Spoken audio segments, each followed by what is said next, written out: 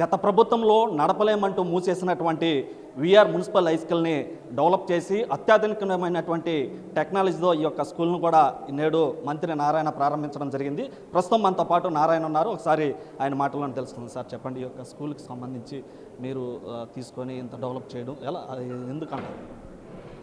ఈ స్కూల్లో నేను యాక్చువల్గా చదివానండి. 6వ తరగతి నుంచి 10వ తరగతి దాకా ఇదే కాలేజీలో 2 సంవత్సరాలు ఇంటర్మీడియట్ చదివాను. ఇదే కాలేజీలో డిగ్రీ 3 సంవత్సరాలు చదివి యూనివర్సిటీ ఫస్ట్ వచ్చాను. ఇదే కాలేజీలో యాక్చువల్గా ఉద్యోగం పార్ట్ టైం లెక్చర్గా ఒక 2 ఏళ్ళు చేయడం జరిగింది ఇదే స్కూలు కాలేజీలో. అయితే 2014-19లో ఈ స్కూల్ పైన రూములు ఖాళీగా ఉంటే 11th and 12th యాక్చువల్గా స్టార్ట్ చేసాము. 300 మందికి హాస్టల్ అకామిడేషన్ యాక్చువల్గా క్రియేట్ చేసాం. అందులో 150 మందికి నెల్లూరు కార్పొరేషన్ వాళ్ళకి, 150 మంది ఇతర జిల్లాల వాళ్ళకి కూడా ఇచ్చాను. అయితే ఎంతోమంది ఐఐటి, ఎన్ఐటి మెడికల్లో జాయిన్ అయ్యారు. నిజంగా చాలా సంతృప్తిని ఇచ్చింది. అయితే గత ప్రభుత్వం ఇలాంటి స్కూలు నెల్లూరు నడివడ్డులో ఉన్న ఈ స్కూల్ మూసేసింది. ఎందుకు మూసేశారో మనకు తెలియదు.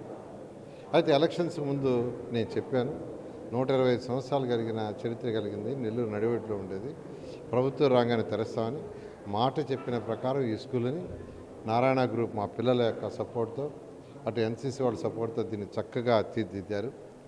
ఇంటర్నేషనల్ స్కూల్ స్టాండర్డ్స్లో యాక్చువల్గా తీర్చిదిద్దారు. నిజంగా ఎంతో ఆనందంగా ఉంది. 5,000 మంది అప్లై చేశారు.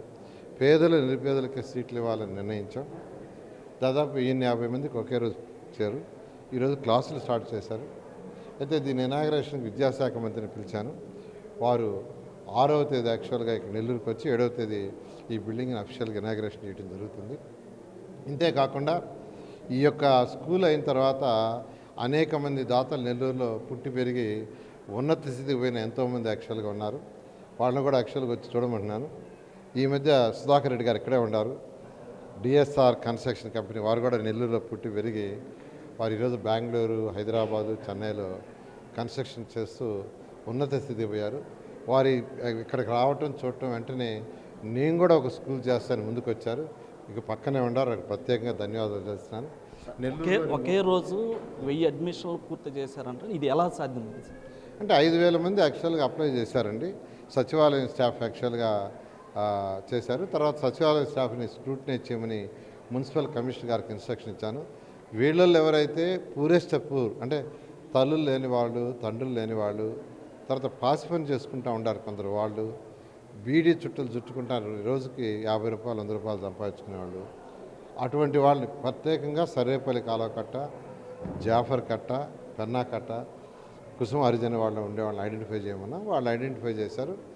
వాళ్ళని ఒక ఆదివారం యాక్చువల్గా last before Sunday Narayana group బస్సులే పంపించి వాళ్ళని పిలిపించి ఇక్కడ చూపించి ఆ రోజు ఇక్కడ హెడ్ మాస్టర్ గారు యాక్చువల్గా అడ్మిషన్స్లో చేయడం జరిగింది.